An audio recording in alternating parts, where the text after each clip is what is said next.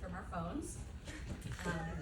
Growing up in a family of 3 girls invokes a million images, I'm sure, to different people here, but speaking from experience, there really is a lot of hair. So I immediately thought that it was an incredible sign and an impressive feat that within weeks of Anna and I meeting Rohan with Miriam for the first time, who, no offense, is never going to be the hairiest member of our family, all 3 Mathai girls had completely switched to Rohan's shampoo and conditioner. Holy roots, by the way. That's how impressive he was to us. And genuinely likable. Side note, I also preemptively wrote notes for this wedding speech on my phone not long after that meeting as well. I know, I'm psycho, sorry.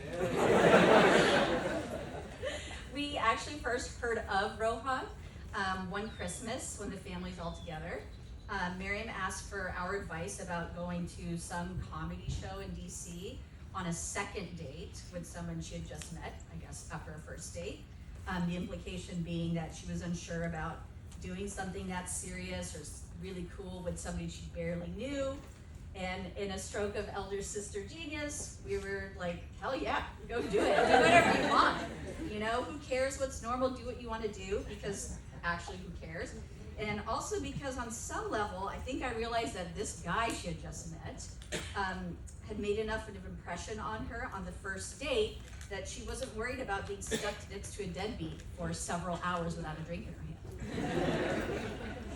So when Miriam flew into San Francisco to introduce us to Rohan 4 months into dating, we were all so curious.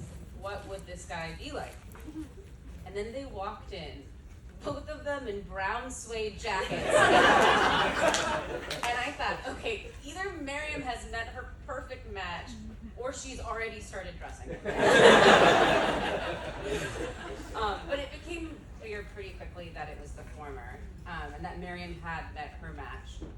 And that July, about 7 months later, Rohan had something very important to share with us. His Disney Plus password.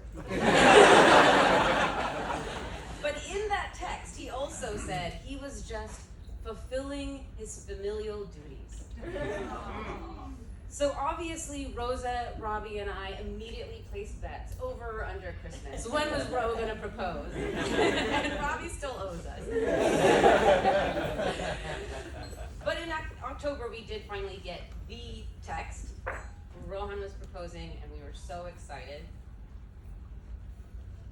When Miriam was little, I used to tell her that I could make dandelions grow out of the ground.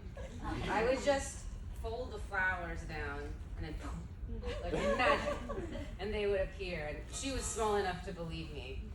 And I remember her telling this story later, and I think that she thought that I was making fun of her. But I just wanted you to feel like magic was real. And now that you've met Rohan and you're marrying Rohan, I know that you're gonna have that feeling for the rest of your life. And we're both so happy for you. So cheers to you both, and congratulations on your new life.